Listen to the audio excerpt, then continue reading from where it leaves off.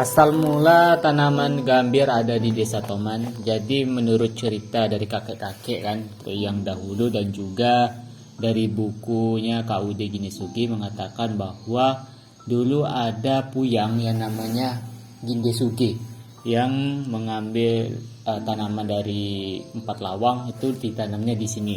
Gindesugi itu menurut cerita itu bukan nama tetapi lebih identik ke gelar.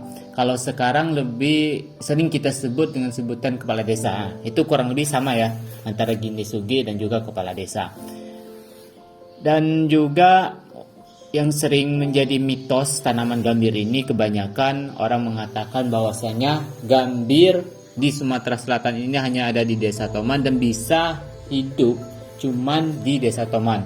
Tetapi itu hanya mitos karena sudah dibuktikan di beberapa tempat sudah ditanam tanaman gambir. Kalau dibilang tumbuh, tetapi untuk getah dan kesuburan itu berbeda jika tanaman gambir itu kita tanam di Desa Toman. Dan secara ilmiahnya yang mengatakan bahwasannya di Desa Toman ini memiliki tanah yang berwarna hitam. Dan lebih menariknya lagi, tanah warna hitam itu dari 1 sampai 3 meter itu kedalamannya. Berbeda dengan tanah-tanah di desa tetangga seperti kayak Semarang, Babat dan juga desa-desa lain itu tidak bisa ataupun tidak subur seperti di Desa Toman karena tanah di desa sebelah itu memiliki tanah yang berbeda sifatnya. Kalau contohnya saja di Babat itu tanahnya lebih identik ke warna merah. Nah, sudah 1 meter itu sudah berwarna merah gitu. Tapi kalau di sini berbeda. Maka dari itu kenapa gambir itu subur? Nah, itu salah satu faktornya. Dan juga perawatan pun tidak semudah yang kita pikirkan. Karena kenapa? Karena ada sesuatu teknik yang tidak bisa kita lakukan jika tidak memiliki ilmunya. Seperti di sini ya. Perbedaan batik Gambo dan batik lainnya. Ini hanya sebutan batik Gambo itu. Nama sebenarnya jemputan pewarna alam Gambo. Nah, kenapa disebut Gambo? Karena pewarna utamanya itu ada zat Gambo.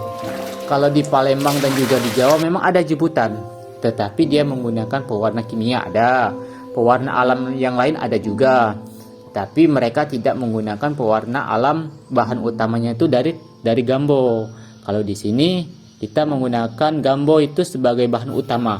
Jadi sebelum kita perendaman pemancing perubah warna itu getah limbah Gambo dulu, baru kita rendam, baru untuk menghasilkan untuk merubah warna, baru kita beri pemancing warna alam yang lainnya.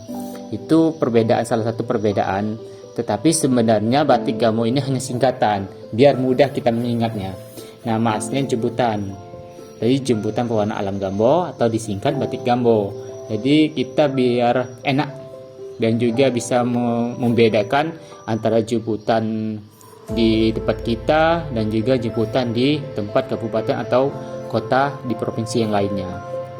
Dan yang paling utama, karena kita menggunakan jemputan, nama jemput itu berarti kita harus menjemputnya menggunakan tangan untuk sementara ini ya, handmade. Kalau kita sudah memiliki alat, dia itu biar lebih cepat itu sebenarnya menggunakan alat, tetapi untuk alat kita tidak ada dukungan karena ada perbedaan kalau kita menggunakan alat dan juga menggunakan handmade.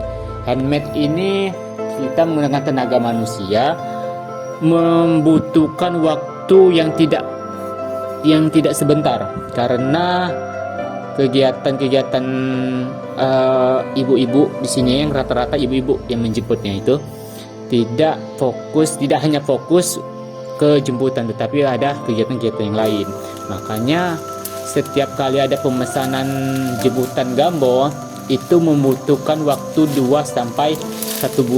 minggu sampai 1 bulan. Tidak semudah yang kita pikirkan. Dan yang paling sulit dalam jemputan Gambo ini yaitu adalah pewarnaan. Karena di pewarnaan inilah salah satu yang membuat kita tertarik ataupun tidak tertarik dengan batik jemputan ini. Sebenarnya ada 3 yang faktor yang saling mendukung. Yang pertama itu untuk melukis motifnya itu kita tidak sembarangan juga. Yang kedua untuk menjemputnya itu pun kita tidak sembarangan, dan yang ketiga untuk perendaman juga tidak sembarangan. Kalau kita sembarangan ya tiga-tiga ini maka hasil yang kita dapatkan itu pun tidak akan seindah atau sebagus yang berada di pikiran kita. Jadi 3 ini harus bekerja sama tanpa ada melihat satu sisi yang bagus ataupun satu sisi yang jelek.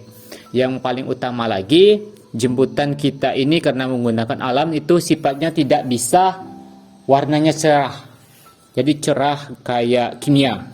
Merah-merah cerah enggak, itu berbeda ya. Kalau warna alam itu lebih elegan.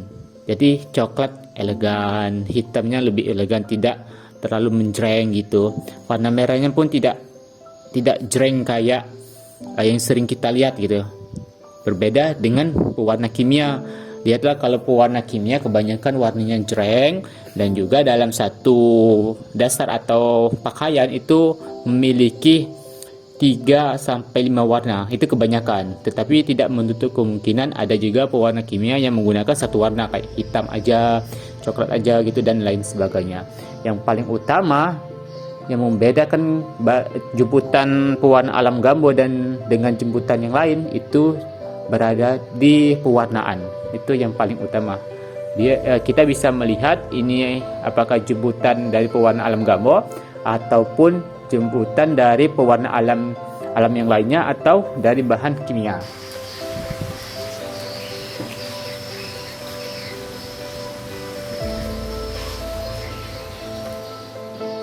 Produk turunan dari Gambo itu banyak sekali ya. Jadi seperti yang saya sebutkan yang pertama tadi itu ada getah Gambo. Jadi getah Gambo itu produk turunan pertama dari tanaman Gambo. Karena kenapa? Dari dulu dan sampai sekarang itu masih diproduksi oleh petani. Jantung dari semua produk itu memang dari tanaman Gambo, tetapi yang pertama sekali yang dibuat dan diperkenalkan ke masyarakat umum itu namanya getah Gambo. Yang kedua ada jemputan pewarna alam Gambo. Kalau kita sering sebutnya dengan sebutan batik Gambo. Itu produk turunan dari Gambo. Yang ketiga ada teh Gambo, ada lagi permen Gambo.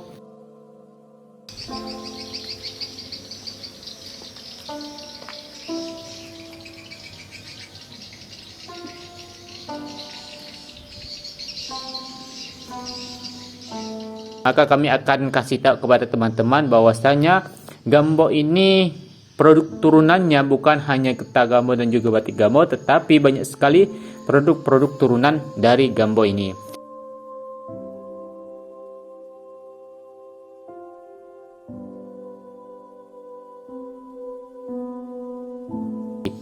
Jadi banyak sekali ya produk turunan dari Gambo ini.